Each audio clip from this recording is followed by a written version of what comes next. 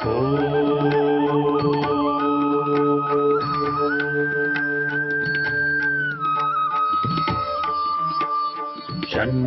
मित्रः शं वरुणः शन्नो भवत्वर्यमा शन्न इन्द्रो बृहस्पतिः शन्नो विष्णुरुक्रमः ॐ शान्ति शान्ति शान्तिः।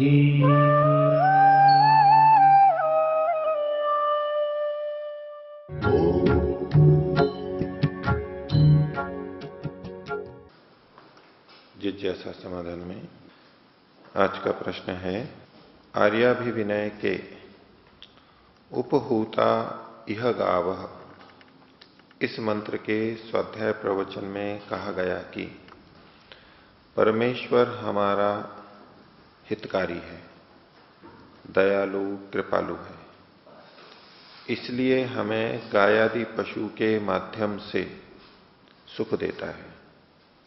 इसलिए हमारे आने से पूर्व और जब तक रहेंगे तब तक ये रहेंगे। तो वेद मंत्र की व्याख्या में ये बात रखी गई थी कि हम जब जन्म लेते हैं तो हमारे लिए आवश्यक बहुत सारी व्यवस्थाएं पहले से विद्यमान रहती हैं। उसमें पशु पक्षी वनस्पतियां पेड़ पौधे ये सारी चीजें भी थी। तो इस पर इनका प्रश्न है कि ये समझ में नहीं आता कि भगवान की कृपा इसमें कैसे सिद्ध होती है। अर्थात परमात्मा ने तो इसमें कुछ किया नहीं है। किया किन्होंने है? तो कहते हैं यह तो उन आत्माओं की कृपा हमारे ऊपर है जिन्होंने ऐसे कर्म किए, चाहे वे क्यों नहीं जानते हों कि हमारा कर्म दूसरे के हित में है।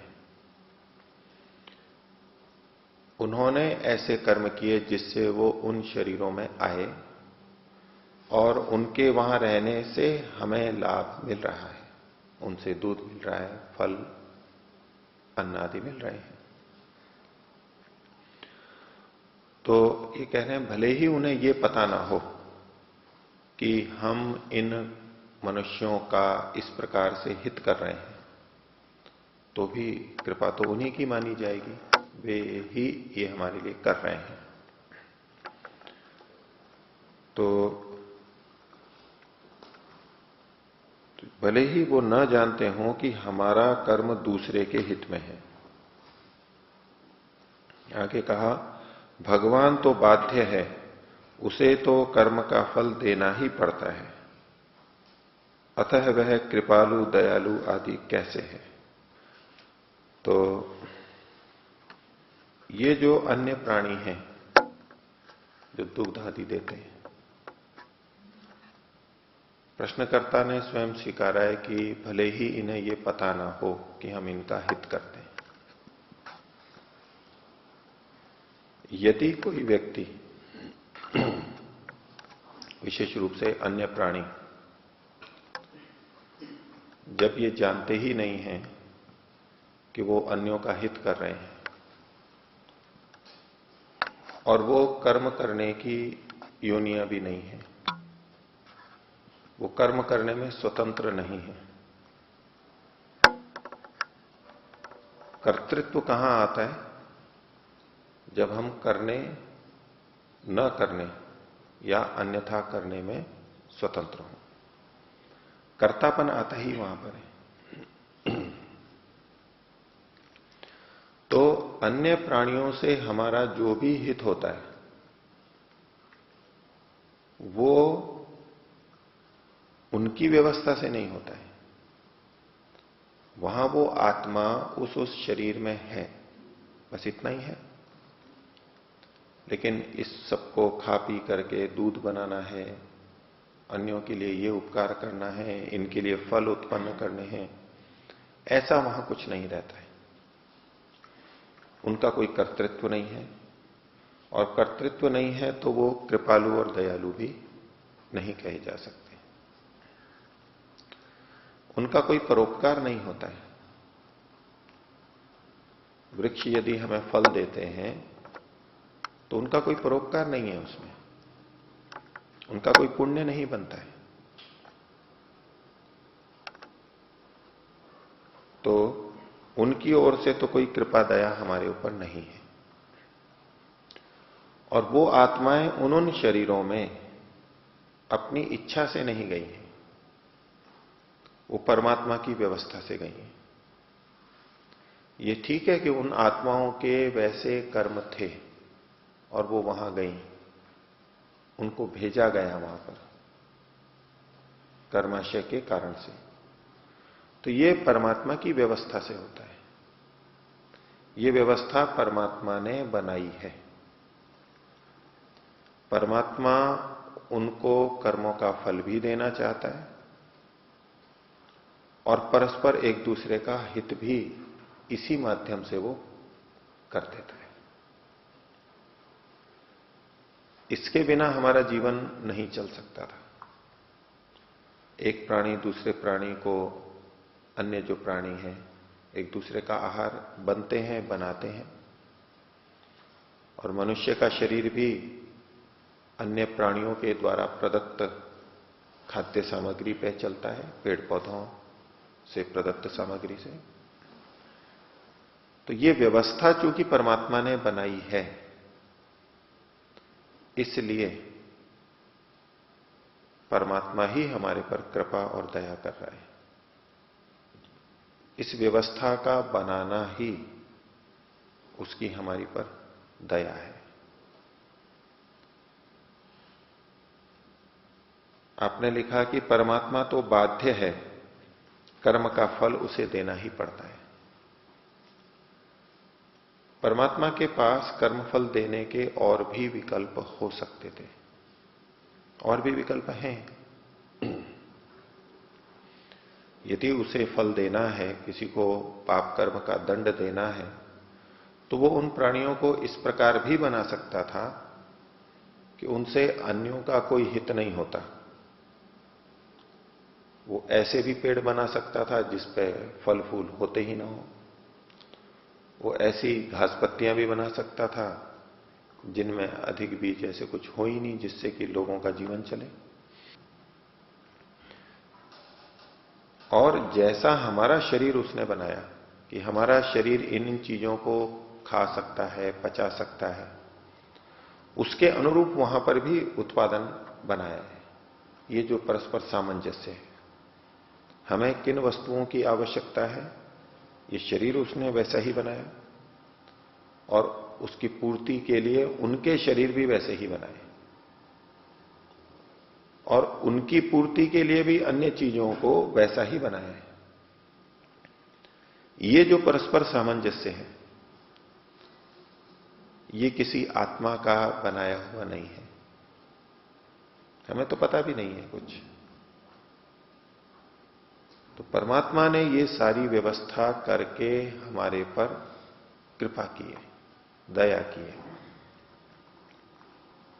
परमात्मा बाध्य है कर्मफल देने के लिए, पर भिन्न प्रकार से भी वो दे सकता था। बहुत विकल्प है। और फल देने में तो वो एक तरह से बाध्य है, क्योंकि उसका स्वभाव ही ऐसा है। कह सकते हैं कि परमात्मा अपने स्वभाव को कभी बदलता नहीं है, वो वैसा ही करता है, वैसा ही सर्वश्रेष्ठ है। लेकिन उसकी सामर्थ्य तो है, वो भिन्न ढंग से कर सकता था।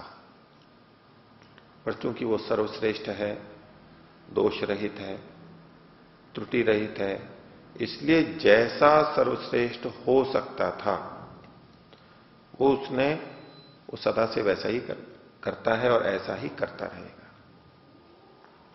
इसलिए ये दया और कृपा हमें परमात्मा की ही समझनी चाहिए। उन प्राणियों ने जो हमारा हित किया है, उसके बदले में हमारा व्यवहार उनसे यथा योग्य होना चाहिए। उनकी व्यवस्था, उनको ताड़न आदि ऐसा ना हो कि उनके साथ अन्याय हो, उनका हित चिंतन, ये हमारा कर्तव्य बनता है। वो हम करेंगे, वो हमें करना चाहिए। तो इसका उत्तर ये है। इस विषय में किन्हीं को कुछ पूछना है? हाँ, कश्यप जी। स्वतंत्रता की बात बताइए। तो थोड़ा सा इससे हटके प्रश्न है, पर कुछ संबंधित है। इन्होंने बात रखी कि हमारे से बलवान व्यक्ति हमारे को दबा देते हैं, हमारे को अपने अनुसार चला लेते हैं। मनुष्य भी अन्य प्राणियों को अपने अनुसार चला लेता है। तो जो बलवान है, बुद्धिमान है, वो तो स्वतंत्र है कर्म करने में, लेकिन उनसे नीचे के मनुष्य भी, वो तो उनके अनुसार ही चल रहे हैं, तो वो स्वतंत्र कैसे हुए? जिनको आप कह रहे हो दूसरों के अनुसार चल रहे हैं, शक्तिशाली के अनुसार, उनके भी जीवन में बहुत सारे कर्म ऐसे दिखाई देंगे जिनको वो स्वतंत्रता से करते हैं। मनुष्यों में आपको ऐसा कोई व्यक्ति ढूंढने से भी ना मिले जो कर्म करने में स्वतंत्र ना हो। बहुत अधिक परतंत्रता हो सकती है कहीं। परमात्मा ने तो हर मनुष्य को कर्म करने में स्वतंत्र बनाया है। सामाजिक अथवा अन्य पारिवारिक व्यवस्थाओं के कारण से या कुव्यवस्थाओं के कारण से दूसरे अन्यायपूर्वक अन्यों को परतंत्र बना देते हैं, अपने अनुसार चलाते हैं, उनका शोषण करते हैं। तो उनकी तो स्वतंत्रता है ही, वो गलत कर रहे हैं, अन्याय कर रहे हैं। और करने वाले, जो दबने वाले हैं, वो भी उस अंश में परतंत्र हैं, लेकिन अन्य अंशों में वो भी स्वतंत्र हैं। स्वतंत्रता तो फिर भी है, और बहुत अधिक स्वतंत्रता है। और इन स्थितियों में भी जहां दूसरे हमें दबाते हैं, वहां भी उनका प्रतिरोध करना या वैसा का वैसा सहन कर लेना, इसमें भी हमारी स्वतंत्रता रहती है। अनेक बार हम स्वयं उन स्थितियों को स्वीकार कर लेते हैं। सोचते हैं कि इनका विरोध किया तो झगड़ा होगा, संघर्ष होगा। फिर और जगह अपनी असमर्थता के कारण से वो सोचता है कि वहां भोजन नहीं मिलेगा या सुरक्षा नहीं मिलेगी, इससे तो यहीं दब के इनके साथ रहने में ही ठीक है। ये वो अपनी कमजोरी के कारण से ऐसा करता है। इसमें भी तो वो स्वतंत्र है। अधिकांश दबाने वाली स्थितियों में आप देख सकते हैं कि वो दबने वाला, जिसकी वो हम परतंत्र कह रहे हैं, वो वहां से भाग भी सकता है, अन्य जगह भी जा सकता है, लेकिन वो भी वहीं चलते रहते हैं। तो जब दूसरा हमें चलाता है और हम उसके अनुसार चलते हैं, वहां भी अधिकांश जगह पे हम स्वतंत्रता से उनको स्वीकार करते हैं कि हम आपके अनुसार चलेंगे। कोई शासन हो, राज्य हो, कोई कार्यालय हो, कोई संस्था हो, परिवार हो, इन बहुत सारी जगहों पर हम दूसरे को स्वीकार कर लेते हैं कि आपके अनुसार मैं चलूंगा। अब ये जो निर्णय किया था, ये हमारी स्वतंत्रता थी, हमने स्वीकार किया ना। हम इस देश के संविधान को स्वीकार करते हैं, हम इस संस्था के अनुशासन को स्वीकार करते हैं, इत्यादि। तो यहां भी हमारी स्वतंत्रता बहुत सारी रहती है। तो इनको परतंत्रता उस रूप में नहीं कहा जाता, लेकिन जहां अन्याय अत्याचार पूर्वक जबरदस्ती बलात् कुछ कार्य करवाए जाते हैं, उनको स्वतंत्रता नहीं दी जाती, शोषण होता है, वहां आप कह सकते हो उतने अंश में परतंत्र है। और मनुष्य को कर्म करने की स्वतंत्रता परमात्मा ने दी है। इसका यह अर्थ नहीं है कि सब चीजों में पूरी स्वतंत्रता हो गई, कि हम कभी भी कुछ भी कितना भी कैसे भी कर सकते हैं, इसका यह मतलब नहीं है। सीमाएं तो हर जगह रहेंगी। हमारी सामर्थ्य की सीमा है, परिस्थितियों की सीमा है, सड़क पे चलने की स्वतंत्रता होते हुए भी कहीं भी हम जा सकते हैं, फिर भी उसके अपने नियम हैं। जिस देश में हम रहते हैं वहां कहीं भी रह सकते हैं, भूमि मकान खरीद सकते हैं, कहीं भी भोजन आदि कर सकते हैं, दुकानों पे अपने इच्छानुसार कर सकते हैं, पर फिर भी वहां अपने नियम हैं। कहां मकान खरीद सकते हैं, कहां नहीं खरीद सकते इत्यादि पंजीकरण कराना। ये किस लिए है? ताकि हमारी स्वतंत्रता दूसरों की स्वतंत्रता में बाधक न बने।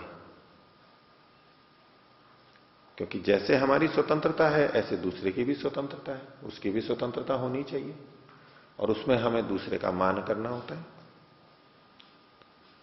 मौन का समय है, उपासना का समय है, अध्ययन का समय है, तो वो सबके लिए है। अब एक व्यक्ति ये कहे कि मैं स्वतंत्रता से कुछ भी जोर से बोलूंगा, जोर से संगीत सुनूंगा, अब उससे दूसरों को बाधा हो रही है, तो ये कह करके तो वहां नहीं चला जा सकता कि मेरी स्वतंत्रता है, मैं कुछ भी करूं। हमारी स्वतंत्रता तभी तक तो है जब तक दूसरे को बाधित ना करें। और मान लीजिए आज हम अपनी स्वतंत्रता से कितना भी ऊंचा संगीत बजा रहे हैं, हमारा पड़ोसी रुग्ण है, उसके सिर में दर्द है, हमने उत्तर दे दिया कि हमारी स्वतंत्रता है, मैं मेरे घर में कुछ भी करूं। क्या ये स्थिति बदल नहीं सकती है? ये कभी बीमार हो, ये कभी घर में ध्यान कर रहा हो, शांति से पढ़ रहा हो, उसकी परीक्षा हो और पड़ोसी उसी समय तीव्र ध्वनि से संगीत बजाने लगे, तब वो क्या करेगा? तो ये हमारी स्वतंत्रताओं की सुरक्षा के लिए, हमारे हितों की सुरक्षा के लिए हम एक दूसरे के नियमों में बंधते हैं, सामाजिक नियमों में बंधते हैं। इसको परतंत्रता नहीं कहते।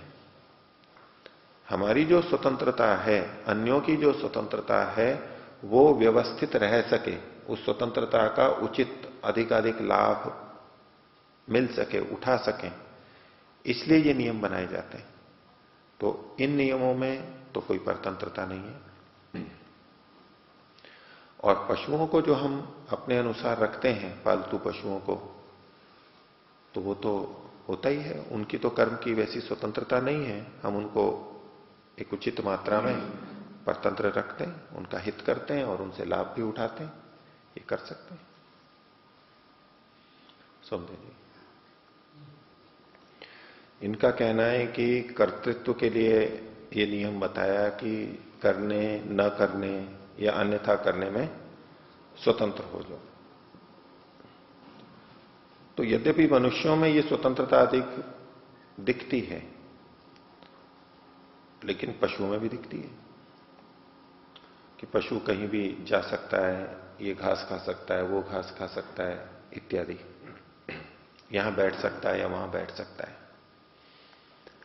ये जो आपने बातें रखी, ये जो उदाहरण जहां हमें पशुओं में स्वतंत्रता दिखाई देती है, वो सामान्य कर्म है, वो चेष्टा विशेष नहीं है जिनसे कि कोई कर्माशय बने। ऐसा तो है, ऐसा मनुष्य में भी होता है। हम यहां ना बैठ करके वहां बैठ गए, इस आसन पे ना बैठ गए उस आसन पे बैठ गए, इससे कोई कर्माशय नहीं बनता है। तो ऐसे कर्मों की स्वतंत्रता दिखते हुए भी वो कर्म करने की स्वतंत्रता नहीं मानी जाती। ये तो सामान्य है। हमारा प्रसंग किस रूप में? जिनसे कर्माशय बनता है, उन कर्मों में उनकी स्वतंत्रता नहीं रहती है, वो मनुष्य की रहती है। इसी तरह से अपनी प्रगति करने की और पतन को प्राप्त होने की। अन्य प्राणी पतन को क्या प्राप्त होते हैं? उनका तो वैसा जीवन है, वैसा ही चलता रहता है, और प्रगति को भी क्या प्राप्त करते हैं? ये तो मनुष्य शरीर में ही देखा जाता है। इस दृष्टि से मनुष्य को ही कर्म करने में स्वतंत्र माना जाता है। फल भी उसी को मिलता है, उसी के कर्मों का फल उसको मिलता है, ऐसा।